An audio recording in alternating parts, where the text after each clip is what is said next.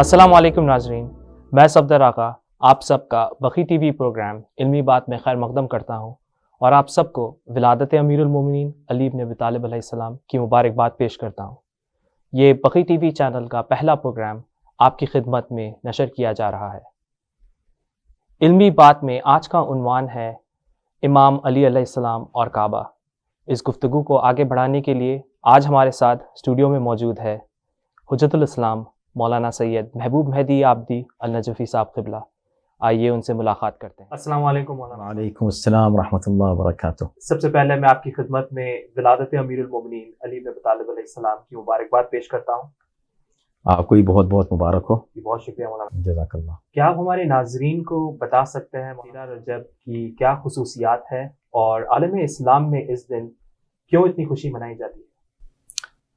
माशाअल्लाह। बिस्मिल्लाहिर रहमानिर रहीम। अल्हम्दुलिल्लाहि रब्बिल आलमीन वस्सलातु वस्सलामु अला मौलाना अबिल क़ासिम मुहम्मद व आलिहि अत्तय्यिबीन अत्ताहिरीन मासूमीन। सबसे पहले तो हम आपको मुबारकबाद देते हैं कि आपने बहुत ही मुनासिब और बहुत ही शानदार मौके पर बकी टीवी का आगाज़ किया है। परवरदिगार इंशाअल्लाह आपको आपके अहदाफ में, आपके मकासद में कामयाबी करामत फरमाए। ये एक बहुत बड़ा काम है जो आप हज़रात ने शुरू किया है, जिसकी बहुत सख्त ज़रूरत है कि दुनिया तक सही पैगाम पहुँचे, हक़ का, अमन का और मोहब्बत का और रवादारी का, जो इंशाअल्लाह आप हज़रात शुरू कर रहे हैं। आपने सवाल फरमाया कि क्यों इस मौके पर खुशी मनाई जाती है और क्या सिग्निफिकेंस है इस तारीख़ की। देखें, 13 रजब जिसमें मौलाए कायनात अली इब्न अबी तालिब अलैहि अफ़ज़लुस्सलातु वस्सलाम इस दुनिया में तशरीफ़ लाए, तो मैंने कहा मौलाए कायनात, दुनिया का कोई इंसान इस लफ्ज़ से इनकार नहीं कर सकता और इस खिताब से इनकार नहीं कर सकता। दूसरी ये कि किसी और को हक़ नहीं है ये खिताब लेने का जो मौला का है, मौलाए कायनात अला पैगम्बर इस्लाम सल्लल्लाहु अलैहि वसल्लम के। जब वो मौलाए कायनात हैं और बिलाशुबहा, क्योंकि पैगम्बर ने फरमाया जिसका मैं मौला हूँ उसके अली मौला हैं, और ख़ातिमुन नबिय्यीन रहमतुल लिल आलमीन, आलमीन के लिए रहमत है।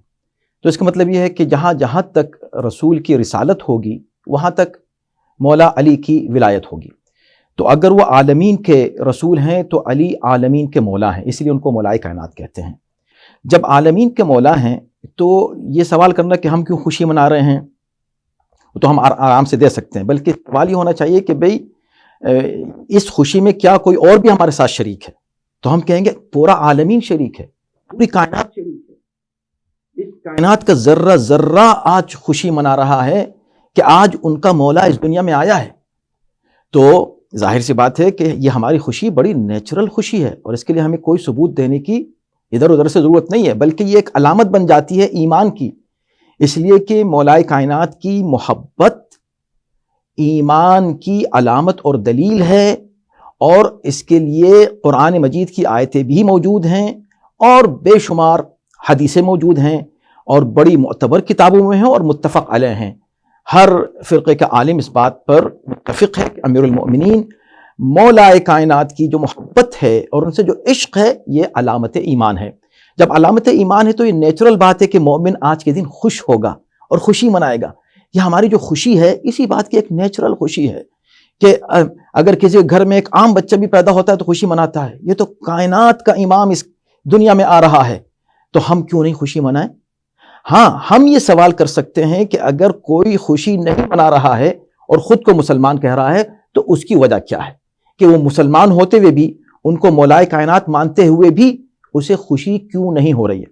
और एक और बात कि खुशी हम मना नहीं रहे हैं, हमें खुशी हो रही है। ये जो हमारी खुशी हो रही है ये खुद उसका इजहार मुख्तलिफ तरीक़ों से हम कर रहे हैं, कभी सजावटें करके, कभी महफिलें सजाकर, कभी जश्न मुनक़िद करके।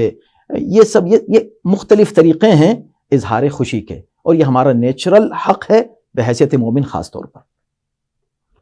मौलाना, लोग ये भी कहते हैं कि मौलाए कायनात की जब विलादत खाने काबा में हुई वहाँ पर बुत ऑलरेडी मौजूद थे, तो लोगों का ये भी कहना है कि ये फजीलत वाली बात कैसे हुई जब मौलाए कायनात की विलादत खाना काबा में हुई और वो बुत खाना था। इस बारे में आपका क्या ख्याल है? بڑا اچھا سوال ہے یہ آپ کا، اس لیے کہ جی ہاں یہ بات کی جاتی ہے کہ بھئی مولائے کائنات جب وہاں پیدا ہوئے تو وہاں بت موجود تھے. بت تو موجود تھے لیکن اس کو بت خانہ کہنا بہت بڑی گستاخی ہے. یہ اللہ کا گھر تھا اور جو بت وہاں رکھے گئے تھے وہ غصبی تھے، مشرکین نے وہ بت رکھے ہوئے تھے. اس سے اللہ کے گھر کی حیثیت تبدیل نہیں ہوئی تھی. اللہ کا گھر ان اول بیت وضع للناس للذی ببکۃ مبارکا وہدی للعالمین، قرآن کہہ رہا ہے کہ یہ ہمیشہ سے بہت ہی مبارک گھر رہا ہے اور عالمین کے لیے ہادی ہے یہ گھر، اور ہر دور میں عالمین کے لیے ہادی رہا ہے یہ گھر. تو اس گھر کی بڑی عظمت ہے، اللہ کا گھر ہے جسے حضرت آدم نے بنایا، اس کے بعد پھر انبیاء کے زمانے میں وہ رہا اور حضرت ابراہیم اور اسماعیل نے مل کے اس کی تعمیر کی. لیکن قابل غور بات یہ ہے کہ جو لوگ اس طرح کا سوال کرتے ہیں، میں یہ کہتا ہوں کہ یہ وہ لوگ ہیں جنہیں تاریخ کا کوئی علم نہیں ہے اور صرف حضرت علی کی مخالفت میں اور ان کی دشمنی میں صرف فضائل کا انکار کرنے کے لیے اس طرح کے اعتراضات کرتے ہیں. اگر تھوڑا سا بھی ان کو تاریخ کا اور ہسٹری کا علم ہو تو یہ جرأت نہیں کریں گے ایسی بات کرنے کی کہ نعوذ باللہ مولائے کائنات بت خانے میں پیدا ہوئے. بت خانہ تھا وہ، آپ اس کو بت خانہ کہیں گے؟ ٹھیک ہے، اللہ نے شاید اسی لیے ایسے ہی لوگوں کو سبق سکھانے کے لیے کچھ ایسا انتظام کیا حضرت علی کے فضائل کو اجاگر کرنے کے لیے کہ دیکھیں 2 ہجری میں یہ خانہ کعبہ مسلمانوں کا قبلہ بنا اور 8 ہجری میں بتوں سے پاک ہوا. 8 ہجری میں فتح مکہ کے بعد، اور وہ بھی مولائے کائنات نے اور رسول اللہ نے مل کے اس کو پاک کیا. وہاں پھر بت نہیں رہے. 6 سال تک تمام مسلمان خاتم النبیین کی پیروی میں حکم الہی سے خانہ کعبہ کی طرف رخ کر کے نماز پڑھتے رہے. تو کیا کسی میں ہمت ہے، جرأت ہے کہ وہ یہ کہے کہ خاتم النبیین اور تمام مسلمان اور تمام صحابہ وہ بت خانے کی طرف رخ کر کے نماز پڑھ رہے تھے، ان کا قبلہ بت خانہ تھا؟ کہیں گے آپ؟ یہ اللہ کا نظام ہے کہ اللہ نے علی کے فضائل کو اس طرح واضح کیا ہے کہ اس کا انکار کرنے والا خود بخود کفر کی طرف چلا جاتا ہے. یا تو آپ یہ کہیں کہ بت خانے کی طرف رخ کر کے نماز پڑھ رہے تھے، اور پھر اللہ نے ایک اور دلیل یہ قائم کی کہ جب مولائے کائنات پیدا ہوئے تو خانہ کعبہ میں نیا در بنا. یہ نیا در کس نے بنایا؟ آپ تو کہہ رہے ہیں کہ بت خانہ تھا وہ، تو کیا بتوں کی طاقت سے نیا در بنا یا اللہ نے نیا در بنایا؟ تو آپ اگر یہ کہیں گے کہ بتوں نے بنایا تو مشرک ہو جائیں گے. اگر آپ کہیں کہ رسول اللہ بت خانے کی طرف رخ کر کے نماز پڑھ رہے تھے 6 سال تک تو کافر ہو جائیں گے. تو یا کافر ہو جائیں یا مشرک ہو جائیں یا مومن رہ کر یہ مان لیں کہ یہ علی کی فضیلت تھی اور یہ کعبے کی بھی فضیلت تھی کہ علی خانہ کعبہ میں پیدا ہوئے، اور اس کا کوئی قیامت تک اس عظمت کا، اس فضیلت کا انکار نہیں کر سکتا. خانہ کعبہ تھا، اللہ کا گھر تھا، بت خانہ نہیں تھا. مولانا کیا یہ بات صحیح ہے کہ حضرت علی علیہ السلام جب دنیا میں تشریف لائے تو آپ نے قرآن کی تلاوت کی تھی؟ اور اگر یہ بات اگر صحیح ہے تو یہ بات رسول اللہ کے بارے میں کیوں نہیں کہی جاتی؟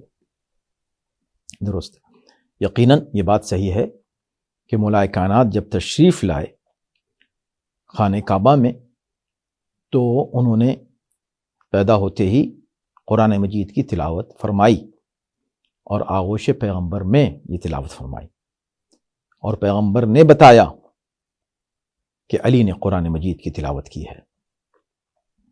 اب رہا یہ مسئلہ کہ یہی بات پیغمبر اسلام کے لیے کیوں نہیں کہی جاتی.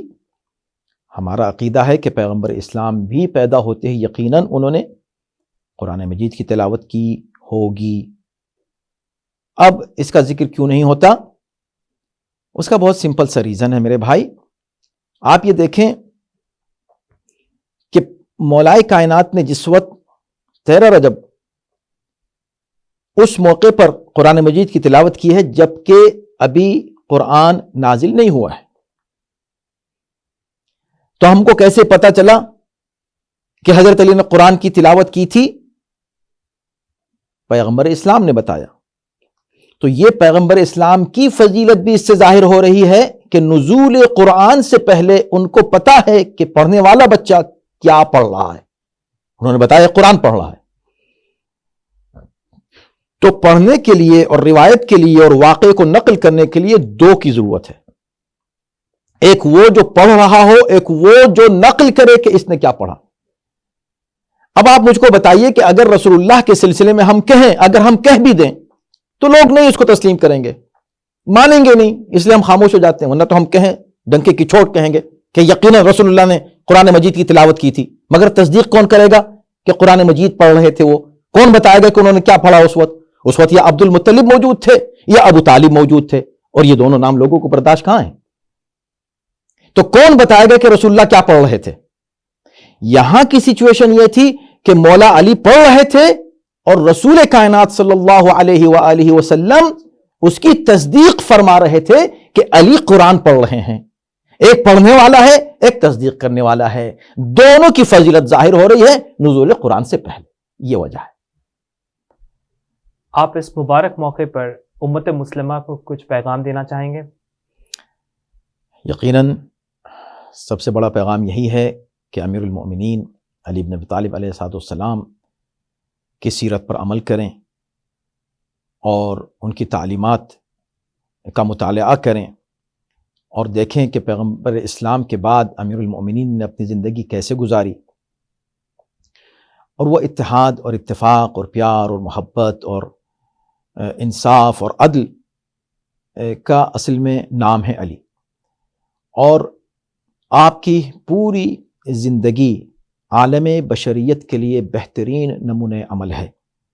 آج انسانیت کو جیسے رسول کائنات کی سیرت کی ضرورت ہے ویسے ہی امیر المؤمنین کی بھی ضرورت ہے. ہم سب مل کر تمام مسلمان اتحاد اور یکجہتی کے ساتھ ان پیغامات پر عمل کریں اور ان سیرت کے گوشوں کو واضح کریں, سامنے لائیں جس کی آج انسانیت کو ضرورت ہے. امیر المؤمنین کس انداز سے غریبوں کی مدد کرتے تھے, کیسے انہوں نے مختلف حالات میں صبر کا مظاہرہ کیا, کیسے انہوں نے عدل و انصاف کو قائم کیا, کس انداز سے انہوں نے بہترین کردار پیش کیا ہے امت مسلمہ کے سامنے, اور کیسے وہ لوگوں کو چاہتے تھے کہ ہر مسلمان صرف مسلمان نہیں اور صرف مومن نہیں بلکہ متقی بن جائے, اور یہی وجہ ہے کہ ان کو امام المتقین کہا جاتا ہے.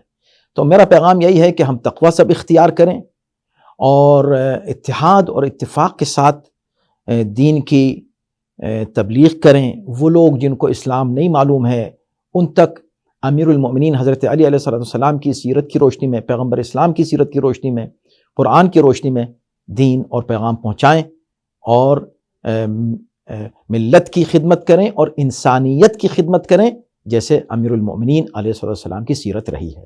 جزاک اللہ مولانا. میں اپنی جانب سے اور بقی ٹیم کی جانب سے آپ کا شکریہ ادا کرنا چاہتا ہوں.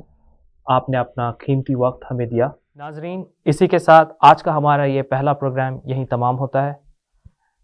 آئندہ بھی دیگر مہمانوں کے ساتھ یہ سلسلہ جاری رہے گا. والسلام علیکم ورحمۃ اللہ وبرکاتہ.